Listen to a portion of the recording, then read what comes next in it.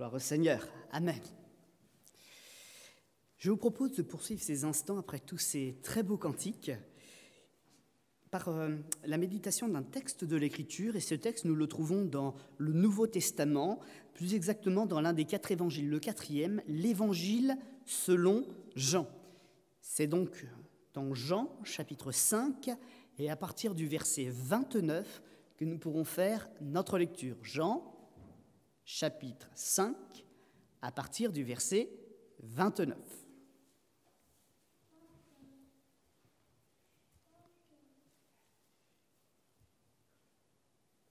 Voilà, le texte s'affiche également sur l'écran. Nous trouvons qu'il est écrit ceci dans les Écritures. « Ceux qui auront fait le bien ressusciteront pour la vie, mais ceux qui auront fait le mal ressusciteront pour le jugement. Je ne puis rien faire de moi-même. D'après ce que j'entends, je juge, et mon jugement est juste, parce que je ne cherche pas ma volonté, mais la volonté de celui qui m'a envoyé. Si c'est moi qui rends témoignage de moi-même, mon témoignage n'est pas vrai. On pourrait dire qu'il n'est pas recevable. Il y en a un autre qui rend témoignage de moi, et je sais que le témoignage qu'il rend de moi est vrai. » Alors donc, viennent ensuite dans le texte 4 de ces témoignages. Verset 33, « Vous avez envoyé une délégation vers Jean-Baptiste, et il a rendu témoignage à la vérité. » Jean-Baptiste était tenu pour être un prophète en son temps. « Pour moi, ce n'est pas d'un homme que je reçois le témoignage, mais je dis ceci afin que vous soyez sauvés. Jean-Baptiste, était la lampe qui brûle et qui luit, et vous avez voulu vous réjouir 1 heure à sa lumière, c'est-à-dire peu de temps. Moi, j'ai un témoignage plus grand que celui qui m'a été adressé par Jean-Baptiste, car les œuvres que le Père m'a donné d'accomplir, ces œuvres mêmes que je fais, il est question donc des miracles, témoignent de moi que c'est le Père qui m'a envoyé. Et le Père qui m'a envoyé a rendu lui-même témoignage de moi. Donc au-delà des miracles, il y a autre chose. Vous n'avez jamais entendu sa voix, vous n'avez jamais vu sa face, et sa parole ne demeure point en vous, parce que vous ne croyez pas qu'il m'a envoyé. » Voici donc la preuve que Dieu donne lui-même. Vous avez sondé les Écritures, parce que vous pensez avoir en elles la vie éternelle. Et ce sont elles qui rendent témoignage de moi. Et vous ne voulez pas venir à moi pour avoir la vie. Je ne tire pas ma gloire des hommes, mais je sais que vous n'avez point en vous l'amour de Dieu. Je suis venu au nom de mon Père, et vous ne me recevez pas.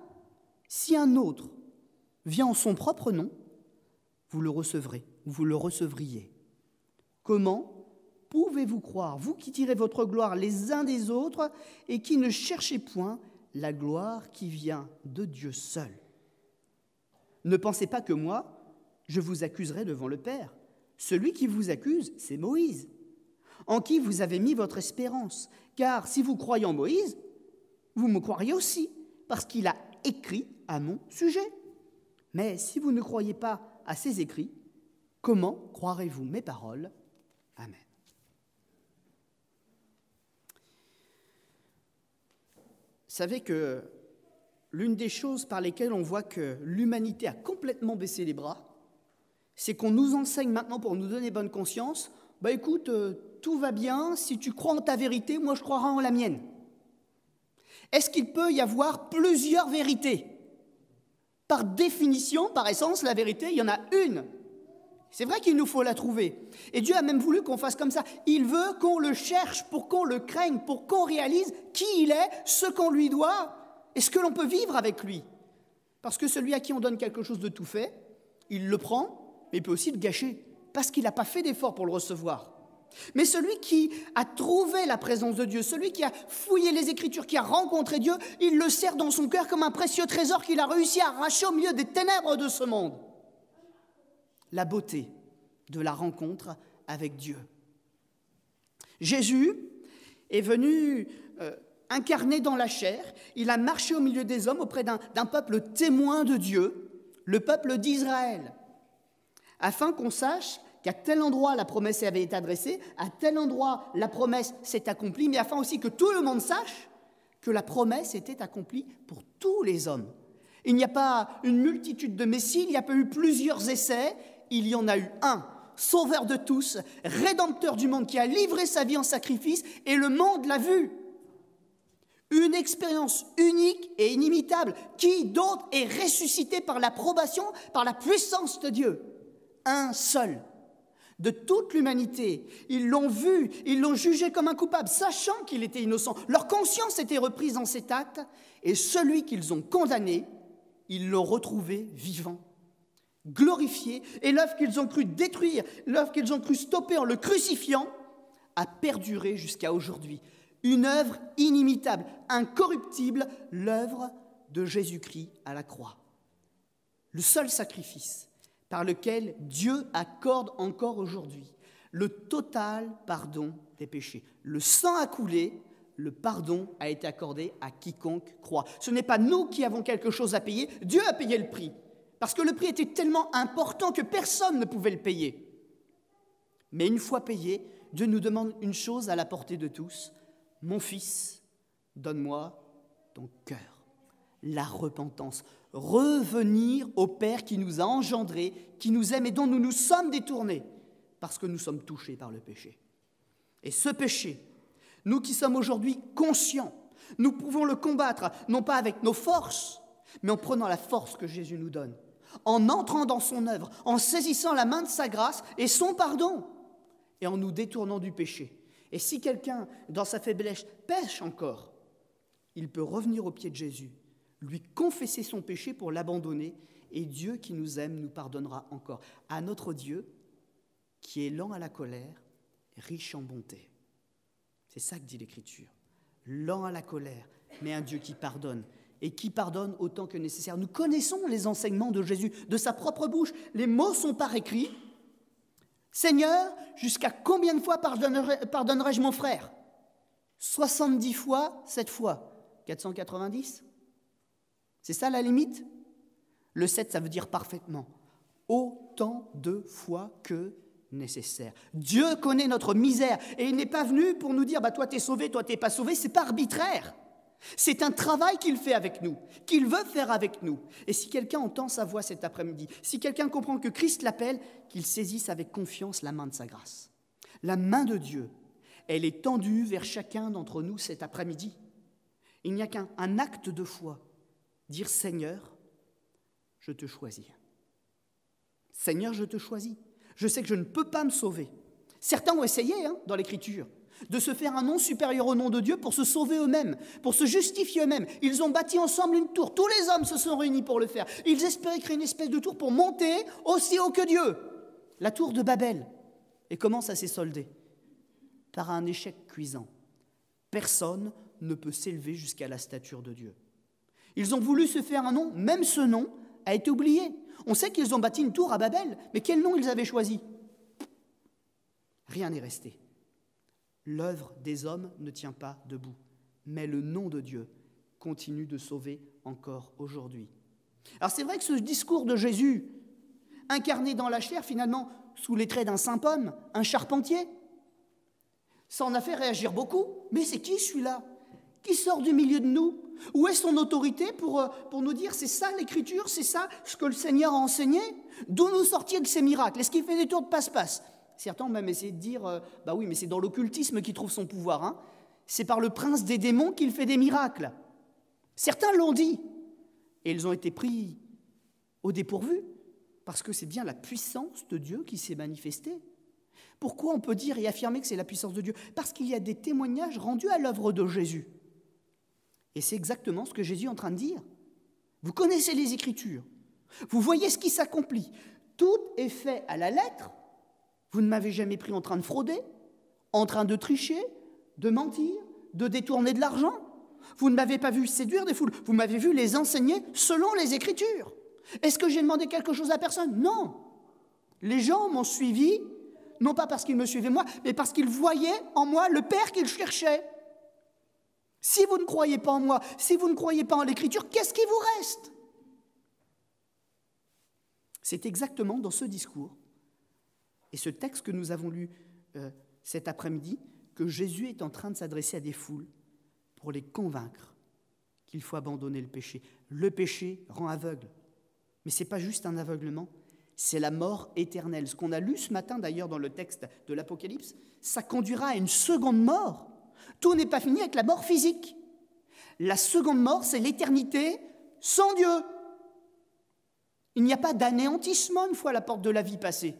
Quand on arrive dans l'éternité, on continue de vivre, notre âme continue de vivre. Elle est impérissable, indestructible. Et elle poursuivra son chemin. Et le chemin, c'est le cas de le dire, on ne va pas y aller par 4 chemins, si on prend nos expressions de la région. C'est ou Dieu, ou sans Dieu. Un seul chemin, une seule vérité, et la vie éternelle, Jésus-Christ. Je suis le chemin, la vérité et la vie. Une vérité. Et pourquoi ce monde est toujours aussi malheureux alors chacun s'est fait sa vérité, s'est fait ses règles, s'est fait sa justice? C'est parce qu'ils ne connaissent pas la vraie justice et la vraie vérité. Nous avons connu l'amour du Père, en ce que nous étions coupables, mais que nous avons reconnu cette culpabilité et que nous avons confessé que nous ne voulons plus être comme ça. Nous avons choisi Jésus-Christ et Jésus a changé en nous la direction que nous prenions. Et nous avons trouvé ce que le monde cherche encore, le repos du cœur. La satisfaction de notre âme d'avoir cette assurance que nos péchés sont pardonnés. Alors Jésus, il va mettre quelques éléments en lumière là. Il va parler d'un homme qui faisait l'unanimité dans le même temps que lui, Jean-Baptiste. Jean-Baptiste, on l'a dit d'ailleurs ce matin, c'était pas quelqu'un de compliqué. C'était la parole de Dieu d'un côté, juste le nécessaire pour vivre de l'autre, et tout pour Dieu. Il n'y avait pas de fraude. Il ne réclamait pas d'argent, il ne réclamait pas une maison, il ne réclamait rien du tout. Il demandait simplement une chose aux gens. Repentez-vous, le roi approche. Le roi approche. La promesse est sur le point de s'accomplir. Et cet avertissement était très important parce que proche de s'accomplir, c'était plus que vrai. Jésus était à la porte. Et de son vivant, Jean-Baptiste leur présentera le Messie de la promesse. C'était important. Il a fait quelque chose, Jean-Baptiste, qui était, c'est peut-être d'ailleurs pour ça qu'il ne se mélangeait pas trop avec les religieux, scandaleux. En Israël, on estimait à l'époque que ceux qui étaient de sang authentiquement israélite, des vrais descendants de sang d'Abraham, étaient sauvés de naissance. Ils étaient dans l'alliance, ils portaient la marque de la circoncision dans la chair, ils étaient des héritiers des promesses. C'était inscrit en eux dès qu'ils avaient la possibilité de mettre ce signe. Puis ensuite, ils passaient des fêtes, il y avait un cursus religieux. Mais le cœur n'était pas changé pour autant. Né homme, né de la poussière, né dans le péché, restait péché. Sous la protection, sous l'enseignement d'une loi, mais un enseignement qui n'avait pas la force de changer la nature, simplement d'avertir et de conduire. Et il fallait plus que la loi. C'est pour ça que Jésus dit d'ailleurs, vous avez Moïse, mais vous ne croyez pas. Moïse vous condamne, ce n'est pas Moïse qui condamne, mais ce sont les écrits qu'il avait laissés. Nul ne peut accomplir la loi. Personne. Et d'ailleurs, il y avait un adage, un proverbe en Israël, et c'est une réalité encore quand on enseigne dans les synagogues, celui qui enfreint une règle, vous ferez le calcul, vous ferez l'essai à la maison. Dites-vous, tiens, si cette règle est enfreinte, qu'est-ce que ça engendre ? Ça veut dire qu'il y aura du mensonge, ça veut dire qu'on va cacher, ou ça veut dire qu'on a aussi pensé à ça avant. Et en fait, au final, quand on fait le compte, on a enfreint toutes les règles. Une transgression détruit tout. Une transgression détruit tout. Qui peut donc accomplir les Écritures ? Et Jésus, il est en train de leur dire, mais voyez ce qui se passe. Vous avez entendu Jean-Baptiste. Lui, il a parlé aux Juifs comme à tous les autres, et il a dit, le problème, c'est un problème du cœur. Il faut la repentance, même pour un Juif. Si quelqu'un veut suivre Dieu, qu'il le dise à voix haute, à voix forte, qu'il arrête ça. Quelque part, sa religiosité, pas d'aller à la synagogue, mais que dans son cœur, il y a une position fermée devant tous. Je m'engage pour Dieu. Et je vais dans les eaux du baptême. Même juif, je fais comme les païens qui croient en Dieu, les prosélytes. Je descends dans les eaux et je dis, je suis à mon Dieu. Et je change pour lui. C'était scandaleux pour les Juifs, parce qu'ils se voyaient avec les galons en plus des autres, voyez ? Et on le tenait donc à cause de cela, pour un grand prophète. Et ce grand prophète, il dit, mais moi, je n'ai toujours pas le pouvoir de changer les choses. Je vous avertis. Porte-parole, c'est ça un prophète. Mais il y a l'agneau de Dieu qui vient. Et je ne suis pas digne de délier la courroie même de ses souliers, parce que lui, il a le pouvoir de pardonner. Il a été envoyé pour ça. Ce que personne ne peut faire. Lui, il est venu et vous êtes dans un temps privilégié, un temps de grâce. Vous pourrez saisir son vêtement, vous pourrez le toucher, le rencontrer et l'expérimenter. C'est Jésus. Jésus qui signifie l'Éternel, notre salut. Alors Jésus continue.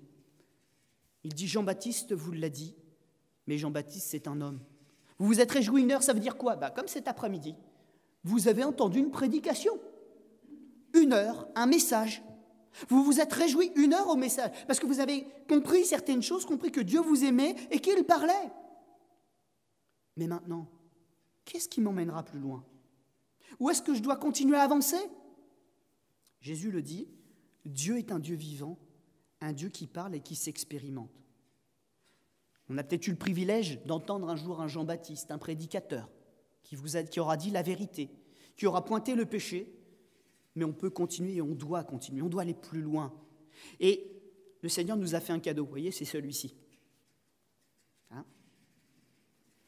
Vous savez comment la Bible est appelée dans un des versets de la Bible, verset des Écritures, miroir de l'âme. Et les Écritures nous parlent. Ce n'est pas les Écritures du passé, ce sont aussi les Écritures pour moi aujourd'hui. Et quand je lis les Écritures, ce n'est pas simplement des mots. Au travers des mots, au travers des pensées qui sont exposées, il y a l'écho de la volonté de Dieu. Et quand je lis les Écritures, j'entends la voix de Dieu qui me reprend et qui m'encourage. Parce que si Dieu me reprend, ce n'est pas pour me condamner, c'est pour me sauver. Et c'est pour cela qu'il a parlé. Et il a parlé un temps au travers des prophètes. Et la Bible nous dit dans l'Épître aux Hébreux qu'à la fin des temps, il parle au travers du Fils, au travers de Jésus. Et c'est pour ça qu'il y a cette bizarrerie, la résurrection. Parce qu'il fallait que tout homme, toute femme qui cherche la promesse de Dieu sache, Jésus est vivant et il se trouve encore aujourd'hui, parce qu'il est ressuscité. Il est dans la gloire. Et si quelqu'un prie encore aujourd'hui, ici, sur cette terre, il y a quelqu'un au bout du fil. Il y a quelqu'un qui répond. Oui, les Écritures, elles sont là pour nous guider, nous enseigner, nous permettre de retrouver le sens du vrai et du faux, la vérité. Mais quand on met en pratique la vérité, quand on l'expérimente, on a le retour de Dieu. Dieu parle tantôt d'une manière, Jean-Baptiste, tantôt d'une autre, un prédicateur, un signe, quelque chose qui s'est passé. Mais sa parole ne revient jamais à lui sans avoir produit son effet. Et moi, je prie pour que toute personne ici, eh bien, l'effet, ce soit le salut. S'il y a bien une chose que l'on doit entendre, vivre, expérimenter dans une église, c'est le soulagement des fardeaux qui étaient sur notre âme, en entrant ici et ressortir d'ici léger, transformé, bénissant Dieu, parce que ça, c'est le miracle. Il y a plein de miracles, hein. On entend parler à droite, on entend parler à gauche, on en a dans les Écritures. Il y a les malades qui sont guéris, il y a les veuves qui ne manquent de rien. Il y a tellement de choses extraordinaires. Il y a ceux qui ont perdu un enfant qui le retrouvent. Mais le plus grand miracle, parce que tous on est appelés à le vivre celui-là, ça c'est la promesse de Dieu, c'est une place avec lui dans l'éternité. Jésus donc dira, mais si vous ne croyez pas les promesses écrites, si vous refusez de voir ce qui est en train de se passer devant vous et qui est conforme aux Écritures, mais qu'est-ce qui vous reste? Et si vous ne croyez pas en moi, croyez au moins au Père qui m'a envoyé. Est-ce que le diable nous souhaite du bien, mes amis? Est-ce que le diable nous souhaite du bien? Il fait des miracles, des choses extraordinaires. Mais est-ce que c'est pour le bien? Non. Parce qu'il y a toujours une subtilité avec le diable. Même quand il fait des grandes choses, c'est qu'il se garde bien de nous parler de notre salut et de l'état de notre âme. Il nous dit, tu veux être guéri? Pas de problème, guérison. Bon, Guérison à sa manière, hein. Il déplace le problème, il en met un autre, parce qu'il veut venir sous son joug. Mais il nous donne l'impression que ça marche, mais il ne peut pas guérir.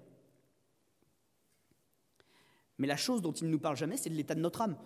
Allez, ça fera 10 €, ça fera 50 €, c'est bien, nos comptes sont justes, tu as ce que tu veux, tout va bien. Mais ça, c'est pas Dieu. Parce que la vérité nous dit quoi? Que c'est par grâce. C'est un acte de la bonté, de la bienveillance de Dieu. Et on ne peut pas acheter la bienveillance de Dieu. Il est saint.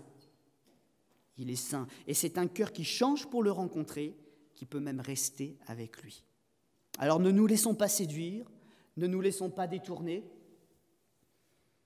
et ne nous laissons pas non plus tromper par les miracles mensongers. Et c'est ce que Jésus est en train de dire. Pourquoi? Parce que dans les gens qui l'écoutent là, des vendeurs de gris-gris, des gens qui imposent les mains pour faire taire les rages de dents, etc.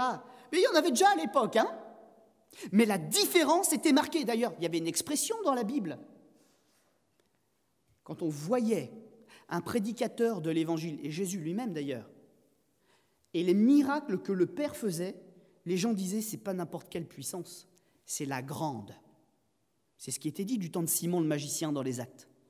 On faisait la différence entre les faux miracles ou les miracles occultes, quoi, hein, et les trucs douteux là, et la vraie puissance sainte et pure de Dieu. Et ce monde a besoin d'entendre ce message. Un sauveur, il n'y en a qu'un. Par définition, la vérité, il n'y en a qu'une. Et elle est incarnée en Jésus-Christ. On parle des miracles. Peut-être faut-il préciser un point, c'est que les miracles se produisent par la puissance du Saint-Esprit. Et la Bible nous dit que quand nous donnons notre cœur au Seigneur, quand nous acceptons de reconnaître son œuvre, le Saint-Esprit produit une œuvre en nous. C'est donc une action de Dieu, cette transformation. Ce n'est pas simplement que nous le voulions, c'est qu'on entre dans la volonté de Dieu et donc Dieu peut s'exprimer pour réparer ce qui est cassé à l'intérieur de nous. Et la Bible nous dit qu'il y a un message inimitable. La voix du Saint-Esprit résonne dans notre cœur et nous entendons cet appel « Abba, Père ». Père. Dieu se révèle et il parle à notre cœur en nous disant « Tu es mon enfant aujourd'hui ». Vous vous rappelez comment commence justement l'évangile de Jean? C'est qu'il a donné à ceux qui croient le pouvoir d'être enfants de Dieu. À ceux qui ont reçu cette révélation, à ceux qui croient en son nom, le nom de Jésus, elle a donné le pouvoir de devenir enfants de Dieu, lesquels sont nés, non du sang, ni de la volonté de la chair, ni de la volonté de l'homme, mais de Dieu. Alors je vous pose cette dernière question. Si c'est Dieu qui déclare que vous êtes sauvés, si c'est lui qui pardonne vos péchés, si c'est lui qui vous tient la main pour vous tenir debout, qui peut encore vous accuser? Qui accuserait les élus de Dieu? J'ai connu pas mal de personnes dans ma vie. Le ministère aide aussi à cela. Sorti de prison. J'ai même croisé un meurtrier. J'ai croisé des voleurs, des faussaires, des politiciens, et même un milliardaire qui m'a invité à sa table. Une famille extrêmement riche, en Chine, aux Jeux Olympiques, qui m'a accueilli, et qui, du haut d'un immeuble, je ne sais plus, ça faisait bien 80 étages, qui surplombait le stade olympique, cette personne riche, qui, avec mes amis, a été dormir à l'hôtel pour nous laisser son appartement. J'ai connu des choses extraordinaires. Mais je n'ai jamais connu quelqu'un qui ressemble à Jésus. Et toutes ces personnes que j'ai croisées, elles pouvaient avoir tous les défauts de la terre ou toutes les qualités de la terre. J'ai toujours vu qu'elles avaient besoin d'être sauvées. Et ceux qui ont saisi la main de Jésus, je peux vous dire quelles merveilleuses créatures elles sont devenues. Les racheter par grâce sont extraordinaires. Pas parfaits, mais il y a une marque en eux, inimitable. Alors, maintenant, je vous lance cet appel. Voulez-vous faire partie du peuple de Dieu? Voulez-vous lui appartenir? à lui qui vous a tant aimé au point qu'il a donné son Fils unique, afin que quiconque croit ne périsse point, mais reçoive gratuitement la vie éternelle pour être libéré de la condamnation du péché. Qui suivra Jésus? C'est à vous de répondre maintenant. Nous, les prédicateurs, nous ne sommes que des messagers. Mais Jésus, lui, peut vous répondre favorablement à votre demande. On va incliner notre front un instant et on va lui demander sa grâce. Seigneur, tu es souverain. Et c'est bien parce que tu es souverain du ciel, de la terre et de tout ce qui existe que nous pouvons venir devant toi et nous adresser à ton autorité en disant, Seigneur, dans ton autorité, prononce un mot, accorde ta grâce et je serai pardonné, et je serai guéri, et je serai sauvé.